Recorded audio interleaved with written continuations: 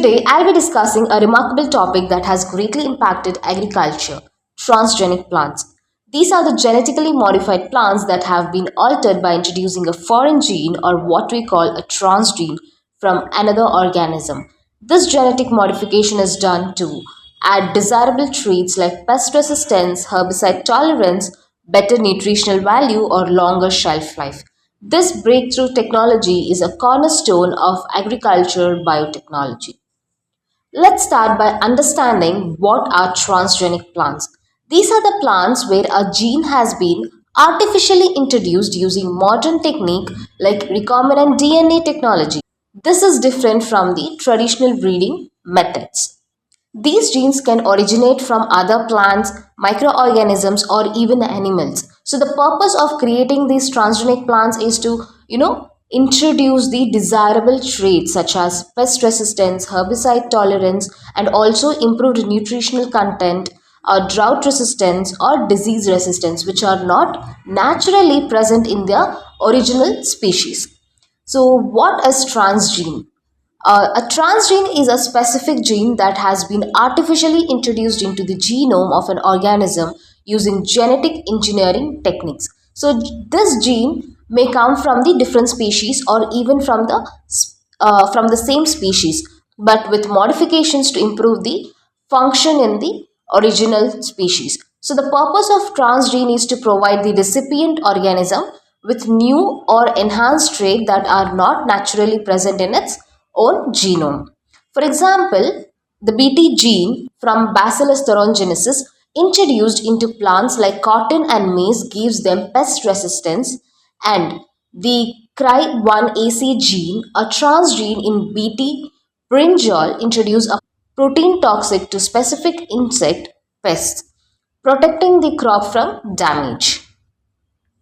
So how do we transfer these genes and what are the techniques are used to transfer this gene? So in biotechnology, scientists use several advanced techniques to transfer genes into plant or other organisms. So let's discuss the three most important methods used to transfer the genes.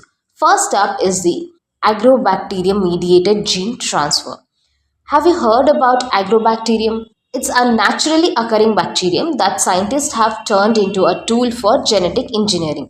So, this bacteria has a natural ability to transfer part of its DNA into plant cells, causing the plant tumors in the wild.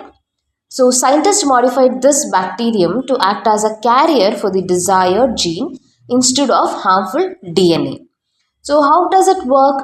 So this desired gene is inserted into the bacterium's DNA. When this bacterium infects the plant, it delivers the desired gene which is inserted into the plant's DNA.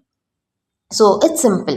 So basically it's an effective and works well for many plants. However, it may not work for all the plant species. Since it does not work for all the plant species, scientists also use other method. So the second method is the gene gun. So gene gun which fires DNA coded particles into the plant cells.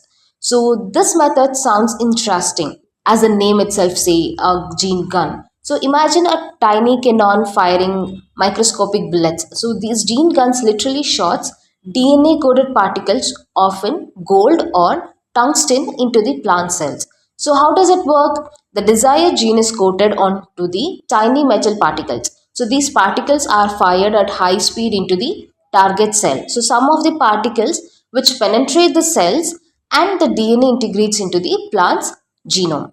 So this gene gun is particularly useful for plants that does not respond well to the agrobacterium like monocots, for example wheat or even corn. So it's also great for delivering DNA to specific or target tissue.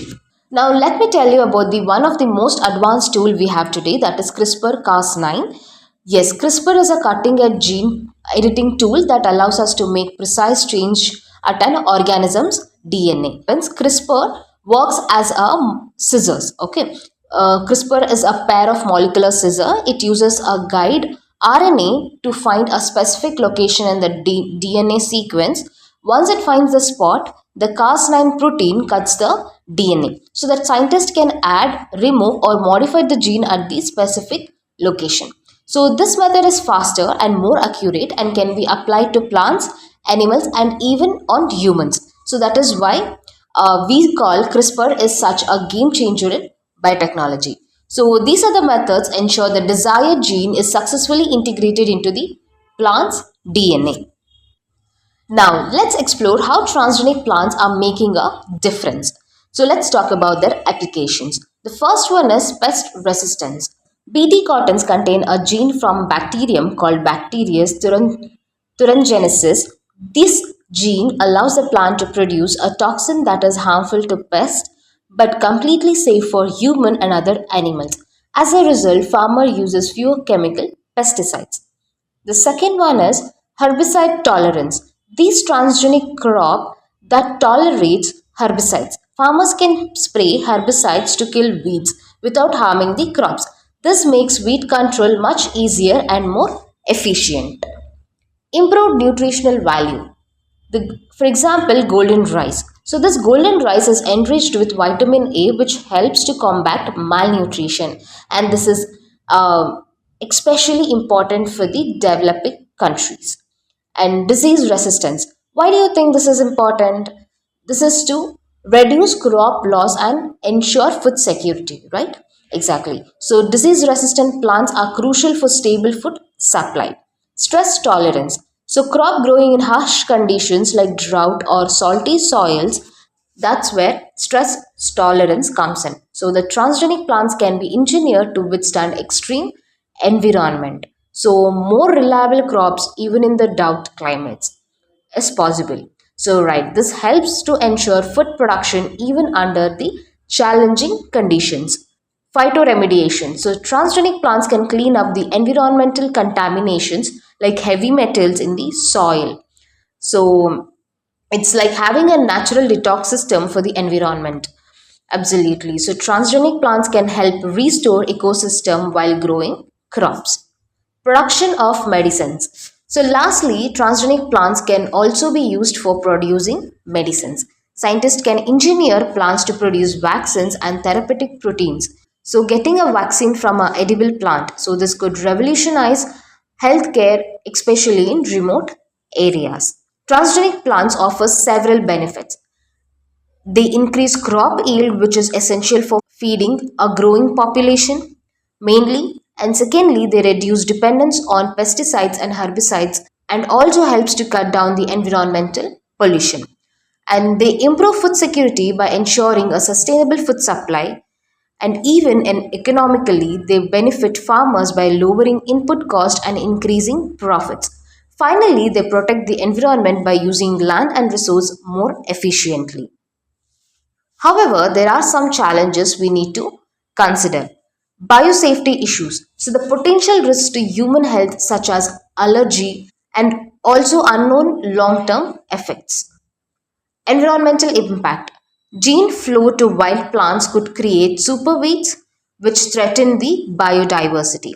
Ethical concern. Many debate whether it's right to manipulate the genetic makeup of the organism or not is the major ethical concern. Socio-economic concerns. The high cost of GM seeds can burden the small farmers. Resistance development. The overuse of BT crops may lead to pests to develop resistance against the pest resistance genes. So these concerns need to be addressed through careful planning and regulations. So in India, some negotiable transgenic plants including BT cotton, the first and the only commercial approved GM crop which is resistant to bollworm pest. The second one is golden rice, which is enriched with vitamin A to tackle the malnutrition. And the third one is GM mustard, which is developed for higher yields. BT brinjal, designed to resist pests but not yet approved for commercial use. To ensure safety, transgenic plants are regulated by the following organization and regulations in India. Genetic Engineering Appraisal Committee, which approves the release of GM crops. And the second one is Department of Biotechnology, which manages the research and development. Laws like the Environmental Protect Act in 1986 and biosafety guidelines ensure the safe handling of these crops before landing into the commercial use. Way forward, To fully harness the potential of transgenic plants, we need to invest in research and development of the crops which are suited to India's unique agricultural challenges, and also strengthen the regulatory framework for transparent and efficient approvals. Create awareness among farmers and consumers about the benefit and risk. Promote sustainable practices alongside genetic technology. And we also need to collaborate globally to learn from successful case studies. In conclusion, transgenic plants are game changer in agriculture. They help address critical issues like food security, pest resistance, and sustainability. However, challenges such as biosafety, environmental impact, and ethical concern must be addressed responsibly with balanced policies and technological advancements. Transgenic plants can pave the way for a sustainable agriculture future in India and beyond. Thank you for watching. If you find this video informative, don't forget to like, comment, and share and subscribe.